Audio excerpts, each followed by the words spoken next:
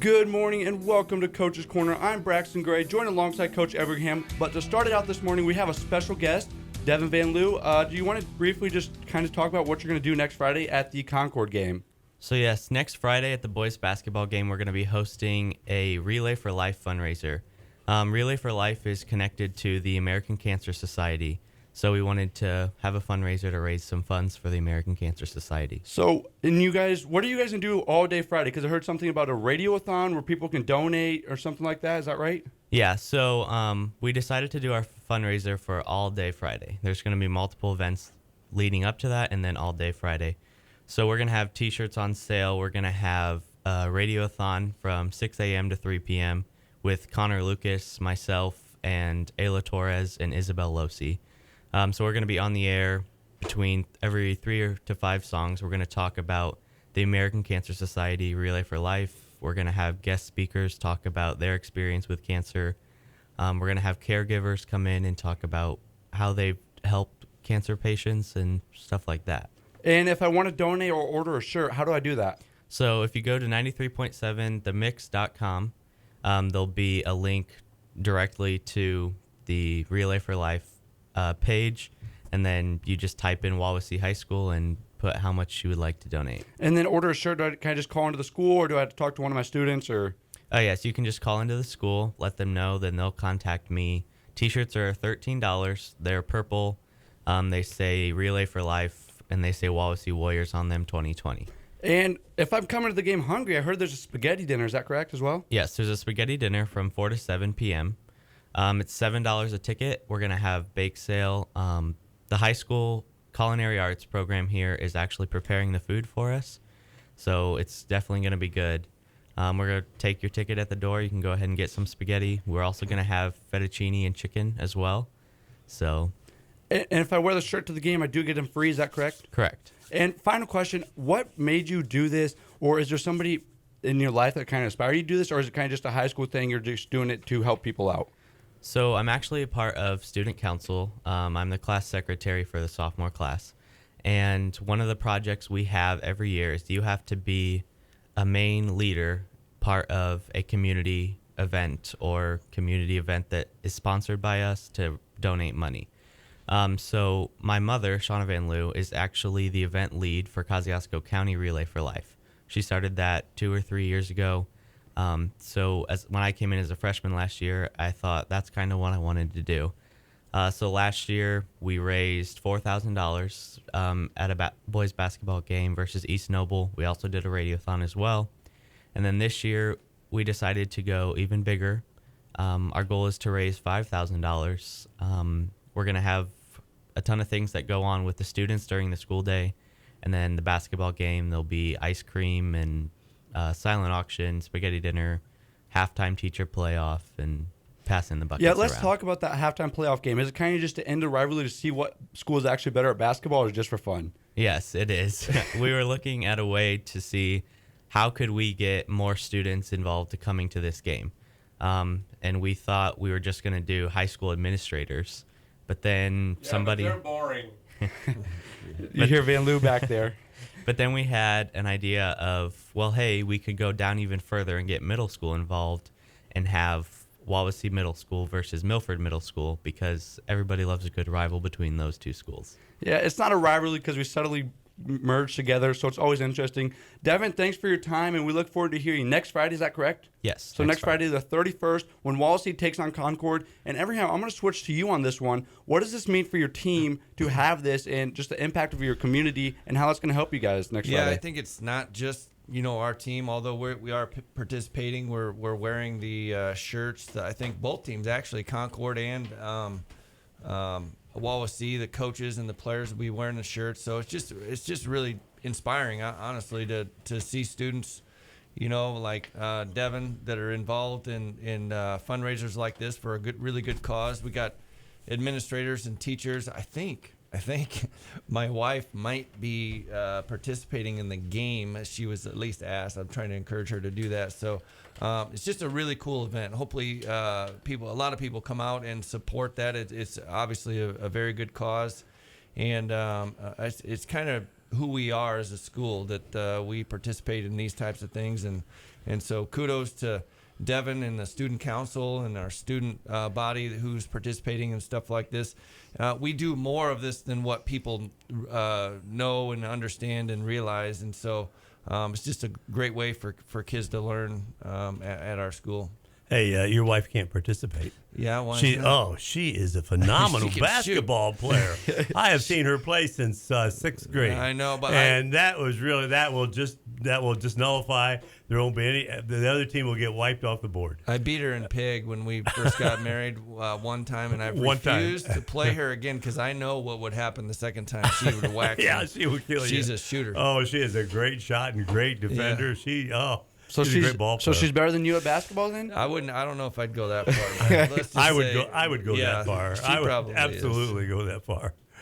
So, we got to talk a little bit about basketball here. Last night, you guys came off a huge victory, but the following Friday, we unfortunately not have our show last Saturday. So let's talk about the game that you probably don't want to talk about as much on this segment, but we got to address it. You guys lost to Elkhart Memorial 59-51, and you guys kind of wouldn't necessarily just kind of played out flat, but you guys just didn't play up to your potential that game. Yeah, it's it's a really long season. You get into the grind of January, and I just didn't think we quite came out with the intensity that we needed to in an NLC contest. And we were very competitive with a good team. I looked this morning. Memorial's won 4 in a row. They'll have a chance, to really make some noise in the NLC to actually have a chance at the championship. So. They're a very good basketball team, and when you just don't come out just quite right, those types of teams take advantage. But we still, in the middle of the fourth quarter, I think it was tied, or maybe even we had the lead in the fourth quarter. So I think that's just kind of the team that we are. If we're missing just a little bit, we really struggle to beat good teams, and so it's not always making your shots and things like that. It's the intangibles for our team, the energy and the effort and the passion that we play with tends to kind of put us over the hump. And I think if you look at the last, 3 years, honestly, we've been so close so many times and so many heartbreaking losses that, you try to pinpoint what is it maybe this year that's getting us over the hump. And I think, you just kind of look at our seniors and our senior leaders, Ray Lenauer, who you guys have talked to, and you see him on the bench, and Ethan Hardy. Those two guys really lead with everything they got emotionally, and that kind of rubs off on the rest of the team. And in my humble opinion, that certainly is a factor in kind of getting over the hump in some of these games. And going back to that game, you guys were outscored 15-10 in the fourth quarter. But let's not just talk about that. Let's talk about the game itself, because that was the last time you guys ever played each other, and just kind of talk about what that meant to Elkhart Memorial and your players. Both you guys really wanted that win. Yeah, we did. And I'll tell you, any NLC game that you play in, both teams want it bad. And it's just how it is. In our conference, you got good programs and good teams that you're going to play night in and night out in the conference. And I believe we haven't had much success in the NLC, but I do believe that playing in the LC prepares us for post-season play. And so we've been in a huge game against Northwood. We did not come out on top on that one. Played in another big game against Elkhart Memorial, a really athletic, well-coached team, and we didn't come out on top on that one. But I think we gained valuable experiences, from those games that helped us. We won last night. I think that helped us. So you're always trying to search for the underlying kind of golden message that will help you in the next games, coming up. We talked about this, Braxton and I, all the time. I'm going to have to buy me a defibrillator and take it with me. I mean, all these games, I know. Have been so exciting. Elkhart Memorial.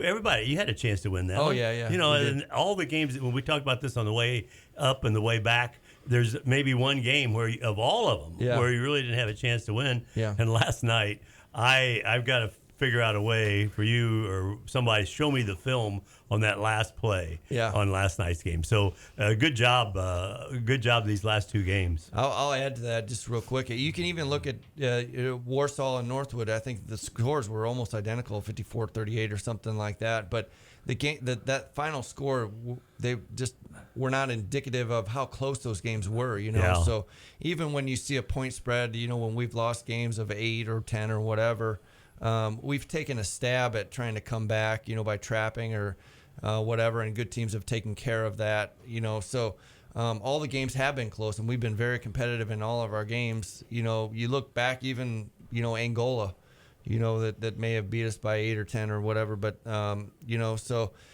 it's just you got to make plays at the right time, and it's hard to really describe what happens when you make plays, or what plays were they, And last night, again, I know we'll talk about this maybe in the second segment or whatever, but we just made the right plays at the right time. Big plays, you're like, that's it. That's the big play. So you can't really coach it. You're it's not like in practice, like we're going to practice this big play, because you never know what it's going to be. And so we, early in the season against Elkhart Memorial and Northwood, they made the big plays at the right time. And so you just got to give credit to those teams and move on to the next one. See what you can learn watching film and explaining it. These are big moments. We were fortunate last night, and I'll talk about it later, but we were fortunate last night to have a couple breaks where I could explain, this is the moment. This is the moment here. So anyway, but I was really proud of our guys, the way we battled against those teams. We just come up a little short. And final question for you, Coach. I know, unfortunately, Dukes has kind of struggled a bit the last 2 games because we're used to him scoring quite a few points. He's averaging just over 10 points a game. But the last couple games, he's kind of hit a little bit of a slump, unfortunately. But talk about how the players around him have really picked up the toll, and everybody else around him has played better to fill that void. Yeah, I'm glad you mentioned that, because I was thinking about it this morning with Keaton. We knew going into the season, when you become a good basketball player, that there are so many ups and downs, and there are times when you think, have I forgotten how to play basketball, because this isn't going well? Yeah. And so we've really been preaching with him, you got to stop worrying about how many points you're scoring. And because a lot of people will judge you on, if you score 27 points or if you score 2. They'll think you had a bad game, you had a good game. But we're really preaching to him the game of basketball, and your value to our team is much more than just scoring the basketball. Yes, it is nice when he scores.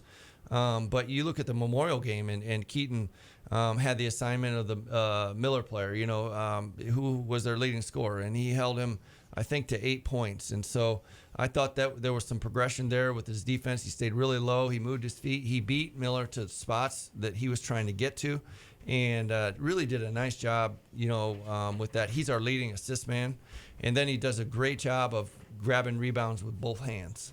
Yeah, So there's a lot to his game that is still going well. I know he feels like, because he's a young guy, he's a young player, that he feels like he's in a little bit of a slump, on the offensive end. But he's doing so many good things beyond just the scoring that a lot of people aren't going to give him credit for, unless you're me or Coach O'Connell. And so he's in a good place. He's doing just fine. We just need to keep him positive, and when his time comes, it's going to go. But you're right.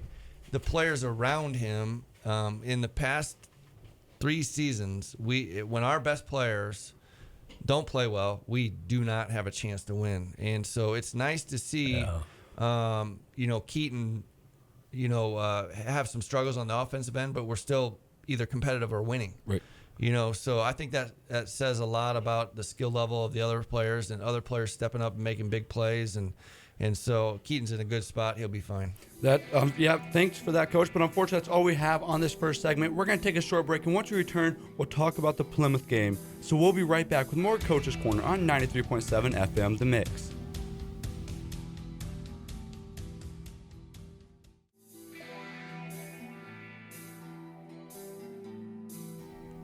Welcome back to Coach's Corner. Coach, we finally get to talk about the big win last night against Plymouth, and that was definitely a very exciting game. Just go ahead and start talking about it. Yeah, I mean, why can't we do that the first segment? I was feeling pretty good this morning. I woke up early. I watched the game film. And then you gotta make me talk about Elkhart Memorial. That was a bummer of a game, but no, last night was pretty cool. We hadn't won at we hadn't won at Plymouth since 2005, 2006 season when Coach Mishler was coaching the team. So it's been a long time coming to travel to Plymouth one of our longer bus rides and to pick up a victory is obviously it's big for our team this year, but I think it's big for our program. And I've gotten a lot of texts and phone calls and people acknowledging that that's a big deal for us to go over there at Plymouth and to pick up a victory. So, just really happy for the guys. I know it meant a lot to them. It meant a lot to me and our coaches. But it was an exciting night, man. A lot of lead changes, really close game. It's the way NLC basketball should be, and we were really fortunate. The ball bounced our way a couple times. We had a whole slew of guys make big plays. Right. And I think that's what's probably most satisfying about the win is, there was a lot of guys stepped up and made big plays, and then also we didn't play our best basketball last night and still won. And so that's also satisfying to me. Yeah, absolutely. And you talked about that's how NLC basketball should be played. And this year, you guys have kind of solidified yourself as a legitimate NLC team. And unfortunately, you guys have never really been able to be that in the last couple of years. But this year, you guys are kind of scared on people's schedule. Like, we can't just overlook Wallace anymore. They're a legitimate team, and we actually got to prepare and watch film over them. Yeah, nobody wants to talk about the streak. That at one point it was a huge topic of conversation. I had to answer that question a lot. We had lost, I think, 42 or 48, straight NLC games, and we finally beat Warsaw at the Tiger Den. That was obviously a big win, but that was our only conference win that year. We beat Goshen at home. There was a big NLC win, and so we've won, I think, I was telling the guys, maybe 3 conference games in 50 tries. And so to go to Plymouth and pick up that win, and it was a legit win. I mean, like I said, we didn't play our best basketball last night. We grinded it out. It's kind of a muddy game, and it was a nice kind of grinded out win for us, where I think we can get better. There's some things we didn't do real well last night. But when you find a way to win and you got guys stepping up and making big plays, down the stretch, that's what it takes. Talk a little bit about the bench last night. I mean, you did a great job of getting people in and out and a lot of different times. Some people just got, that was just mind-boggling for me. Yeah. I was talking to Coach Coy actually on the bus ride back home, and we were talking about, he doesn't really have, Coach Coy doesn't have the basketball background. He's been a fan for years and years and years, and he's a really loyal guy, somebody I can trust, and that's why he's coaching on our staff. He's great with the kids, but I did talk to him last night. I said, did you ever imagine that there was so much strategy that goes into, a basketball game, from a coaching standpoint? He's like, I had no clue. And so when you look at, when Miller got in foul trouble, in the first quarter, picks up a cheap foul, I thought, on the far sideline for a second foul. We basically sat him the whole second quarter.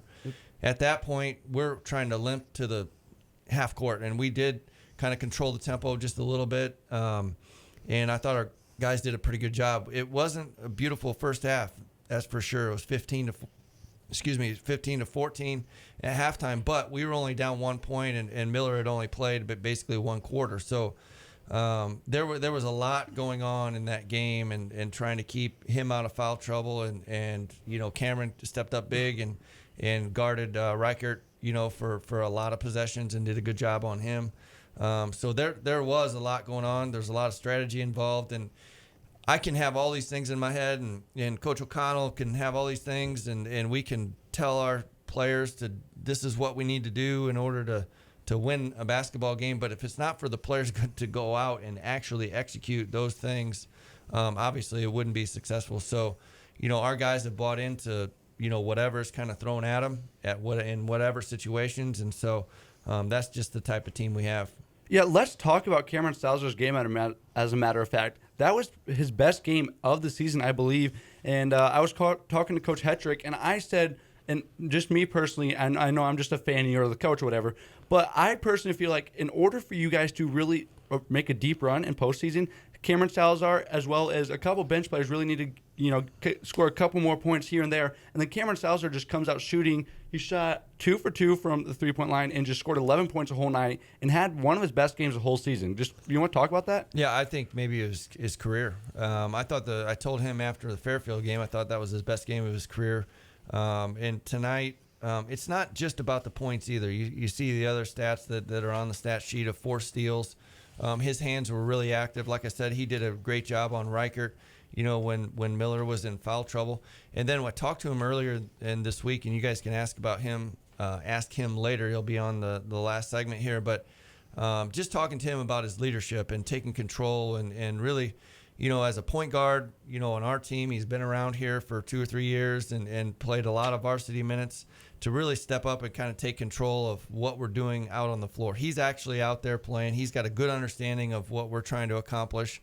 And he asks a lot of questions. And so it's not just, the hitting of the shots that I would classify as being his best game of his career, but it's well beyond that. It's kind of icing on the cake. And I think, you're right. I think for us to be at peak performance, somebody's got to step up and add, some points in there, here and there. It doesn't always have to be Cameron. Jaden Boyer can step up and do that. Ethan Carey can also step up and do that. But we'll have to have some other guys step up in different situations. But what this does, I believe, is other coaches, other teams are going to see that Cameron is. We knew he was fully capable, but other teams are going to know that now as well, and they'll have to kind of guard him honestly, throughout the remainder of this season and into next season too. Because if you leave him open, he's just got a knack as an athlete, whether it be on the football field or on the baseball diamond, to come through in the clutch. He's hit big free throws for us in key situations that have helped us pick up victories earlier this year.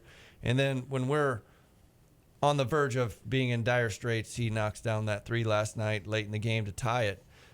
So there's nobody that I would feel more comfortable with the ball in their hands than Cameron at this point in the season. And you talked about football too. One of the things that I've noticed is how tough he is. Yeah. I mean, he is playing rugby basketball at its finest from the time he gets in every second.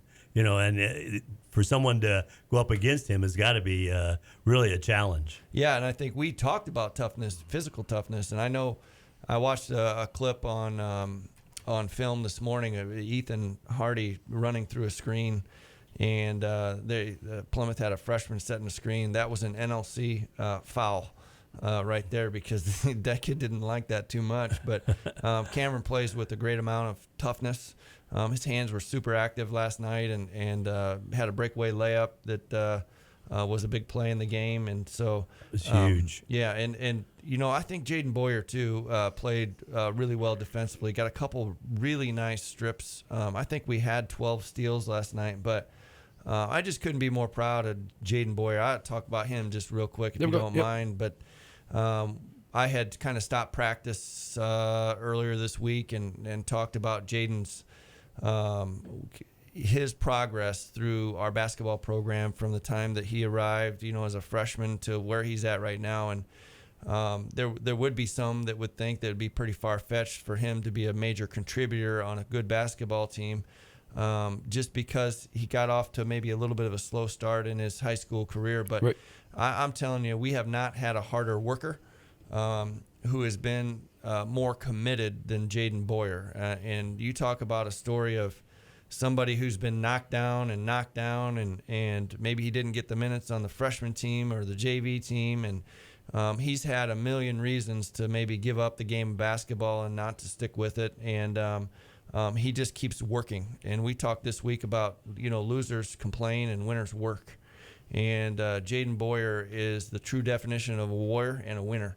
And we're really lucky to have him. And where he's at today, really honestly, is quite a success story that we're going to tell for years to come to some of our younger players. And I did take that opportunity during practice this week to talk to all of our team just about, sometimes when the chips are down and things don't seem like they're going your way, there's only one way to kind of dig yourself out, and that's to get back to work. And last week against a Memorial, Jaden played, 6 minutes. He didn't come to me complaining.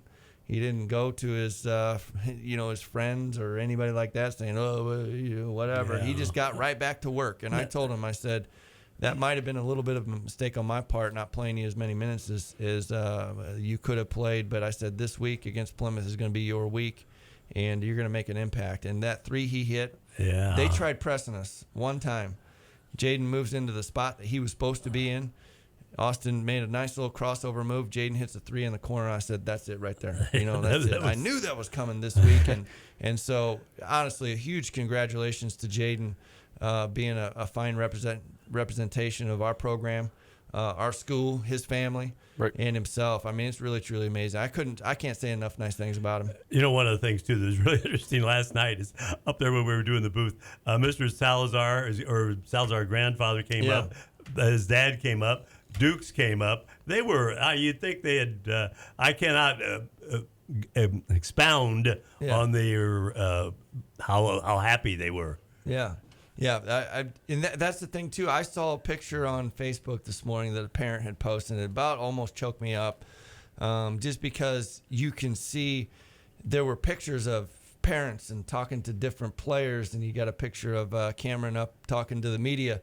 And it just kind of, when you step back for just a moment, you think, wow, this is cool. You got fans in the stands that are just diehard, Wawasee Warrior fans that have been, itching to get a couple big wins like we've gotten this year. So, our community is behind us 100%. And, the product that we're putting on the floor is something that we all can be proud of. Like when you get a chance, you guys get a chance to talk to our guys. And I'm telling you, those are the guys that if you had a daughter and they showed up at your doorstep to take your daughter on a date, you'd be like, thank goodness. Like, yes. Please have one of these guys. That is a great analogy. Super. And, Coach, unfortunately, we're running a little bit short on this segment, but we're going to take a short break. And once we return, we're going to talk briefly a little bit about more about the Plymouth game and the future ahead, because next week we have 3 games. So. I started talking about girls and Braxton runs for the hills. I don't know what we got to make sure Van Loo has time to talk because he's over at the Winter Carnival. So we'll be right back with more Coach's Corner on 93.7 FM, The Mix.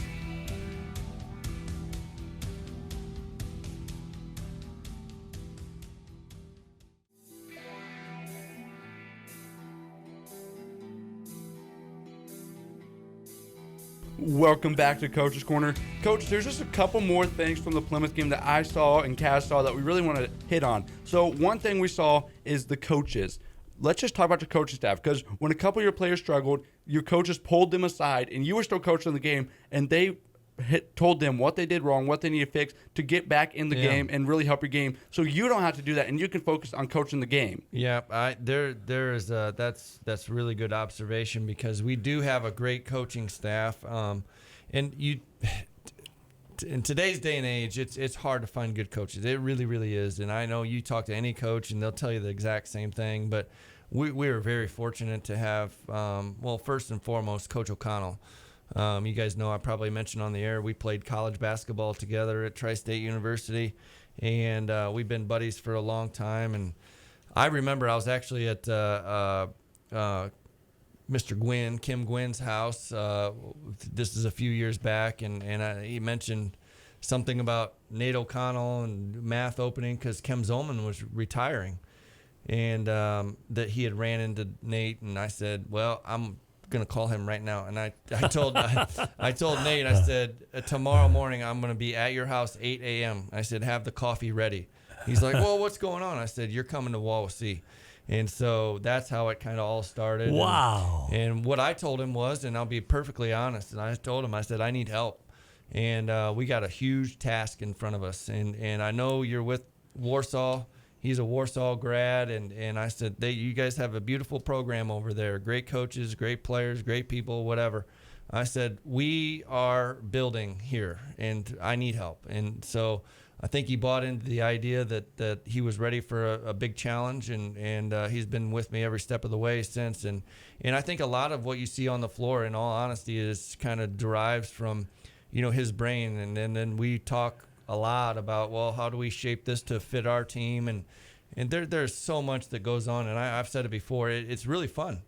When the joy of coaching leaves, I'm out. And so Nate, Coach O'Connell has brought a lot of joy to me personally, to coaching in the game of basketball. And we got great kids, great coaches, but even beyond Coach O'Connell, and we got working professionals, like Coach Derek Coy, who is a youth pastor at Vineyard Church, and we have 2 coaches, and Coach Freds and Coach Hefter, who are working professionals at Zimmer Biomet. And so we're pulling them. We're trying to get as much as we can out of them with not overwhelming them. But we take what we can get, from them, and Coach Wilson doing a great job with our freshman team. So we got a great staff. And even beyond that, with Coach Hoffert? Coach Hoffert at the middle school level, who comes to our varsity games. His mind, he was an assistant coach at Warsaw. He's been assistant coach here for years and years and years. He's been to a state championship as an assistant coach. I mean, the wealth of knowledge that we have on our staff, I'm telling you, it's not normal. It's not what everybody else has. So I'm very blessed, very fortunate to kind of get these people in the right spots and selling them on the idea that this whole building project is coming.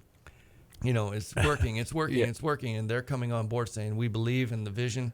And they're coming on board and giving us everything they got. I can remember I was interviewing Coach O'Connell when he was coaching with Mishler, and he was giving me all these stats. Yeah. I said, basketball? I said, stats? I said, when I was coaching and playing, yeah. I mean, we'd look at the film, and which back then was film, but to actually take the mathematical stuff and put it together and try talk about that. That's got to be tough. He's a math nerd. He's way he smarter is a math than me. nerd. He's bragging about his SAT score, and I was like, look, I was eligible in college. He's over there. I scored this. But I'm like, well, okay, you're smart. All right. So, no, but he's he graduated at Tri-State University with an electrical engineering degree. Oh, my. We're really fortunate at the high school level to have him as a math teacher and also doing a new Power Up program with electrical engineering for our students. So he brings great value to our school or basketball program. But if you want to know how many points Joe Leach scored in 2006, he's got those numbers. I'm telling you, he's got those numbers. He knows everything, all things Wawasee basketball.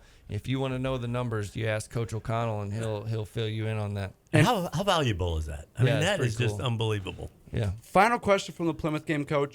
There was about 9 seconds left. Their best player on the Plymouth team took the basketball, and Miller basically came out and said, I got him, called him out. With about 3 seconds, he actually dove on the floor, tipped the ball just enough to run the clock out. Talk about that mindset as the leader of Miller is, and just what went through his mind and how you felt as a coach in that moment. Well, it's, again, the radio show, you get little inside backstories. And hey, by the way, my brain always goes every which way. But I heard last week, unfortunately, due to the weather, we couldn't do the show. And I heard there were some people out there that were complaining like, hey, I listen to that show every morning on Saturdays, and you got an earful from Mr. Van Loo or whatever. So did I. But unfortunately, we felt like it's unsafe to travel or whatever. But thank you to all the listeners out there. If you're listening, parents, community members, we got a good thing going. I'd really encourage you to come out and watch us live. We got great kids, and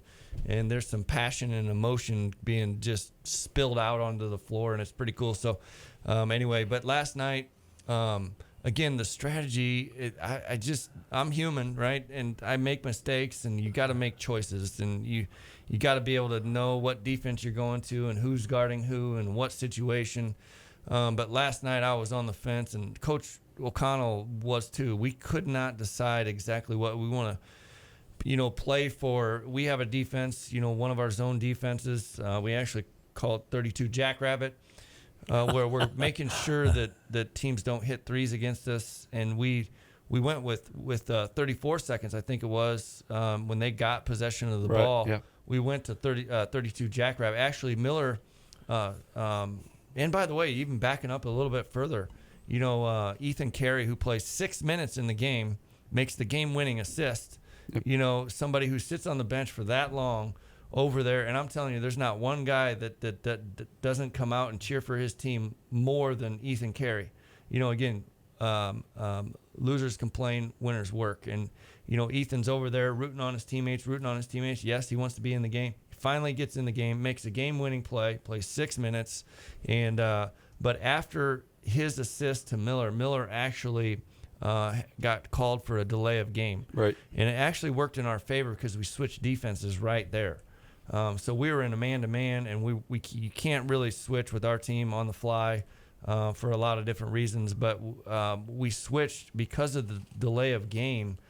We switched to 32 Jackrabbit, which means we're going to try to not give them a three-pointer to win the game because in my mind, I was thinking about, a couple weeks ago, maybe a week ago, they played Elkhart Memorial, and Reichert hits a three-point basket to win the game at the buzzer. And so I just had a feeling that Reichert was going to try to shoot a three to win the game, and as it turns out, that's exactly what he was trying to do. So we switched to a 32 Jackrabbit, and we were trying to keep them from shooting threes, which forced them to call a timeout with 14 seconds, I believe. Yep. At that point, now we got to determine. I'm asking Coach. I'm saying, are we staying in 32? We're going to go man to man. And I literally was like in the huddle, like going back and forth, like I got to decide. And we went man to man. Thank goodness we did, because Miller had Reichert, and he was not going to let him anywhere near. He was going to have to throw in some crazy shot. But when you look at that play, the thing that makes that play, I think, is Cameron and what he was doing, and the way we helped off of our man to keep him from going anywhere he wanted to go. So Salazar helps on one side, Dukes helps on the other side, and then Miller just did his thing by tipping away. Salazar dives for the ball, I think got maybe a piece of it just a little bit, and he literally throws it over his head, towards the basket, which is maybe 1 in a 5,000, shot that would go in. So we liked our percentages on that one. But to be honest with you, when I was watching that unfold, I kept thinking, I want to look at the clock, but I was trying to pay attention. I was like, kept glancing up the clock, and it was like 6, 3, 2, 1. Like it was counting down. I'm thinking, oh my gosh, I think we might win. So we were so focused on that one possession. But during the week, we had done this drill for the first time this season. It's a stop, score, and a stop. And if you don't get it, you gotta kind of run, as a accountability measure. But we had gotten a stop against them, and we go down and we score. And then they call timeout, and I said, guys, it's a stop. We scored. Now we got to finish this off right here. We got to get a stop. We went man-to-man, and Miller just got his hand on the ball enough to knock it off Reichert's foot, and that was the end of the game. So, I mean, when we had to have the stop, we got it. Yeah, and that's what won the game for us. Absolutely, Coach. But final question on this segment, and we have may look like an easy cut next 3 games. Tuesday we have Bethany Christian, Friday we have Concord, and once again the Relay for Life is Friday, and then we have Lakeland. So record-wise, those teams not as good as Plymouth's record, but how do we not overlook them, especially since this big win against Plymouth, and as we know, Concord is conference. Yeah, well, last year basically the same. Bethany team, and I'm aware of their record, and it's hard not to be. It's not very good, but we didn't have a good record last year either, and we pulled off some victories, and we were really close in a lot of games, and that's how I think I compare Bethany and Concord, to those teams. Concord picked up their first win of the year against a good Elkhart Central team. They've been very close in some other games, so I'm telling you, if we overlook those teams, we will lose. And so I think probably the fear of them being a lot like us in previous years is probably going to get our attention. So, Ben Hoffert last year against Bethany hit a shot. We were down 2. He hits a shot with 1.5 minutes to go in the game, almost from the volleyball line, that puts us up 1. And so they basically got the same team coming back. I think they're going to be talking about that. They're going to be talking about, hey, we were really close last year, and we just were a play away from actually pulling off the upset last year, and they're going to come over here thinking they're going to upset us. So we cannot allow our minds to think about anything other than beating Bethany. After that, then it's about Concord, and Lakeland's almost like far off to the point. We'll do our best to prepare for Bethany, and then we'll get ready for Concord, and then on Saturday, we'll have to put things together. But one thing you can think about is the preparation for a sectional, Tuesday, Friday, Saturday. You have to win 3 games in a week, generally speaking. And so that's how we're going to approach it. We want to win 3 games this week, and it starts with Bethany. You knock off Bethany, then you go to the semifinals like you would in a sectional on Friday night. So that may motivate guys just a little bit, kind of thinking about, okay, what's sectional going to feel like? This is a kind of a pre-sectional feel for 3 games in 1 week. And I'm very confident our guys will be ready to go on those 3 games. Alrighty, that's Coach Everingham. Coach, thanks for your time. Woo! And unfortunately, we're out of time here. But coming up next, we have Cameron Salazar. So we're going to take a short break, and we'll be right back with more Coach's Corner on 93.7 FM The Mix.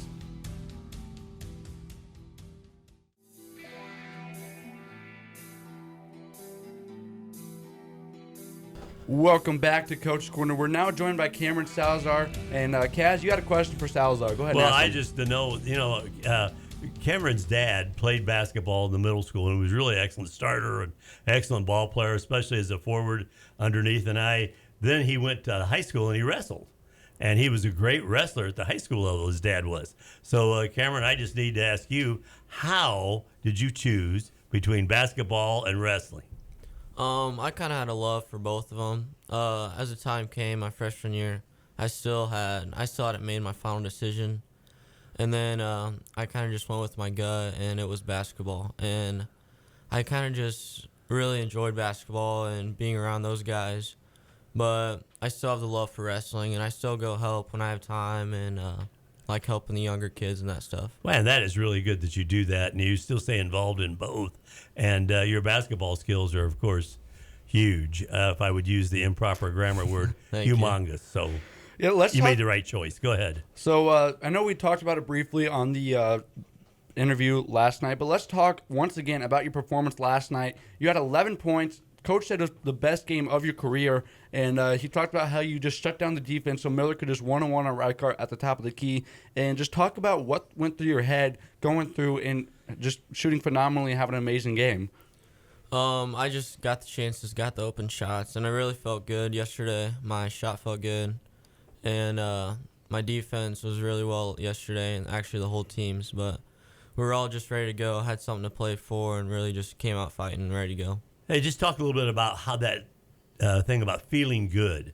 I mean, you and I both played. You played excellent ball, at the lower level, and now that feeling good feel. I mean, sometimes you miss and you say, that should have gone in, and then the next time you shoot, wow, that was a good shot.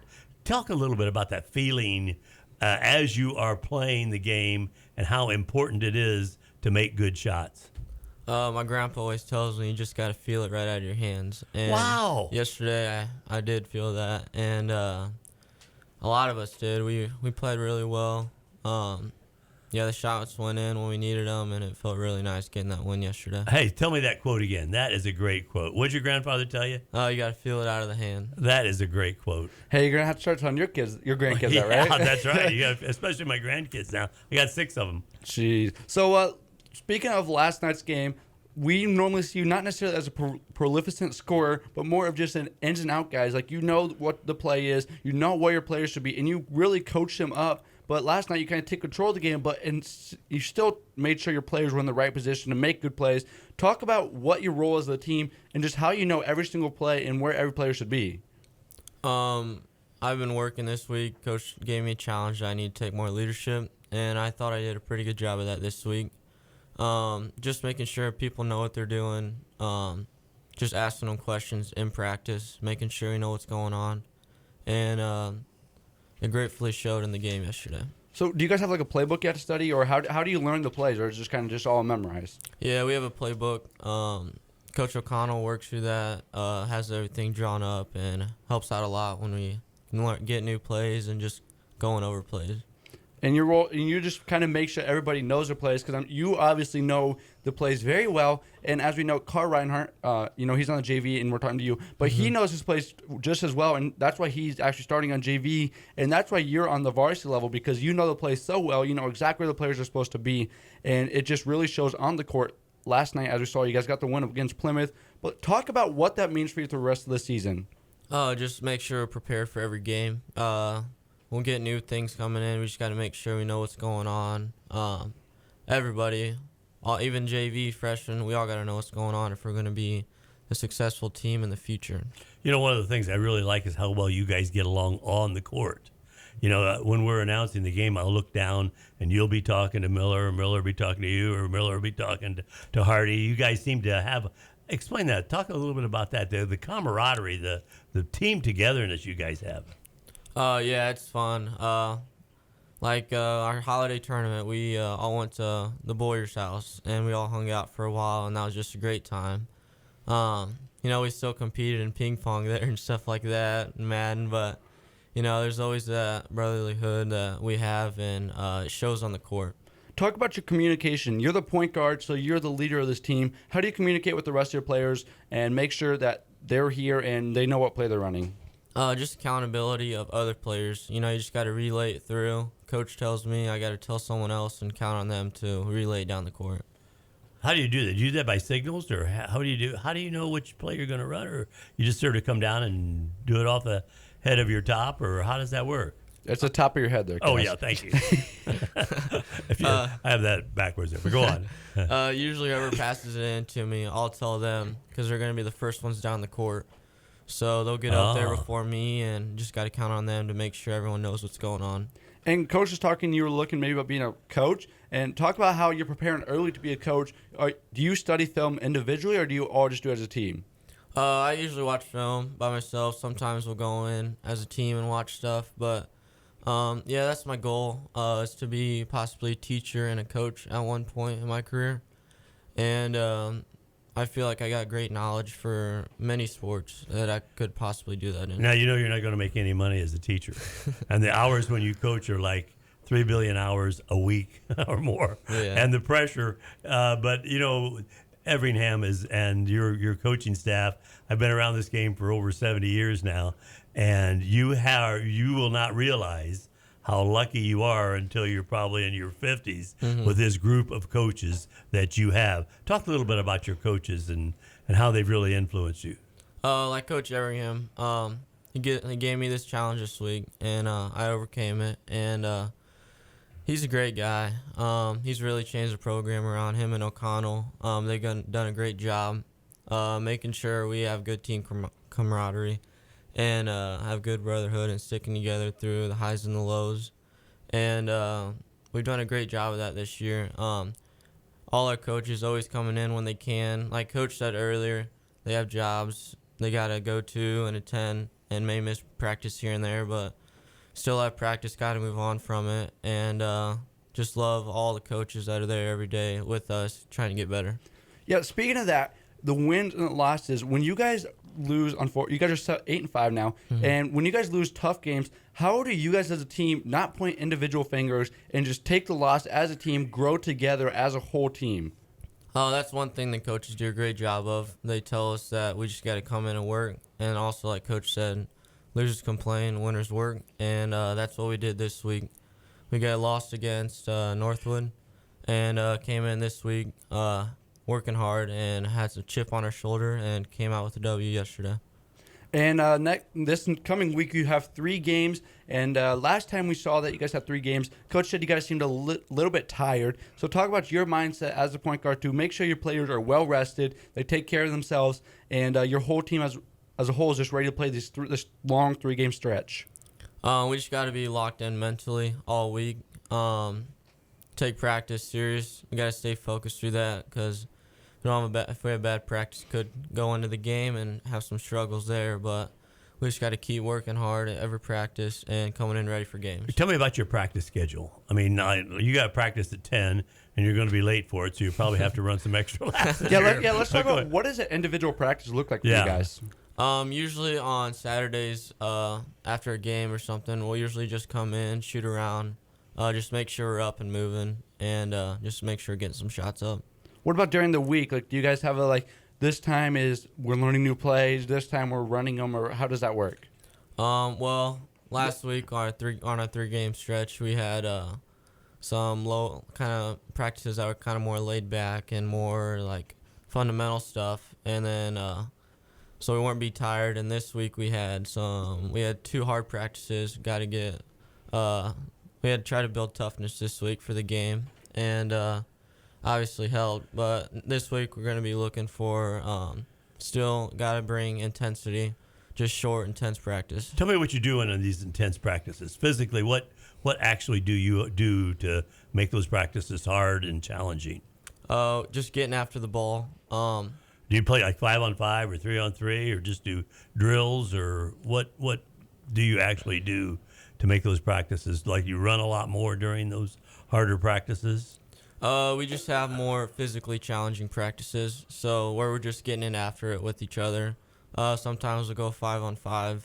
Like this week, we did a stop drill where if you didn't get the stop, you had to run as a punishment. And, as we lose like that, we'll get tired. But that's how it is in the game. You're gonna get tired, and we just gotta come out and keep fighting. Easy there, Kaz. You can't give the opponents too much information about their practices. Oh yeah, well no, that's every coach does it a little bit differently. Mm-hmm. And I know Everingham and O'Connell and his assistants at Heffert from those Ivy League schools. I mean, you got a lot of brain trust, and they will see what you need to do. They will spend half of their lives looking over the films of your opponents that are coming up, and then they kind of make the practices so that you will be the best that you can be to play that school. So that's just really, really interesting. Yeah, and Salazar, as we talked about, you guys came off a huge conference win against Plymouth, probably one of the biggest wins of the season. Yeah. How do you guys not just settle for that win? You guys have a long stretch ahead of you. You guys have Northridge still. We have conference, and then we have a couple more, and then we have Northwood intersectional. So talk about just your mindset to move forward. And this is the big game. You celebrate it for one night, as Coach says, and you guys move on, correct? Yeah. So these teams coming up, they don't have the best record, but that's how we've been in the past. And we've kind of struggled coming out on top and winning games. And this is the first year in a while that we've been able to do that. And we kind of know how it feels to be down at the bottom and overlooked. And we made some teams pay for that in the past years, but we just got to keep moving forward and keep getting ready for the next opponent. And we have a couple more minutes. So final question for you. And Friday is the Relay for Life event, as we know. Mm-hmm. So let's just talk about not just Friday when there's going to be lots of people, but every game, away or home, the fans, the parents, everybody is normally packed the gym. And last night, I've never seen so many people so excited on the Wawasee team. But just talk about what they mean to you as a player. It's great to see, familiar faces there. Other players' parents and stuff. And we know a lot of them. We're very close with them. There are a lot of great people out there as our fans, and we love the support when they come out. And just like Coach said, I really like hearing us talk on the show. I mean, it's great knowing that people look up to us, and having younger kids there also looking up to us. Hey, tell me really quickly about your grandfather and your father. I mean, those two guys I've known in the 40-some years I've been here, and how they've influenced you. They've influenced me by making sure I just work hard worker, respect people. That's one big thing. Those two things will go far, but just all my mom, my dad, my grandparents, just making sure I respect people, and it's obviously helped me.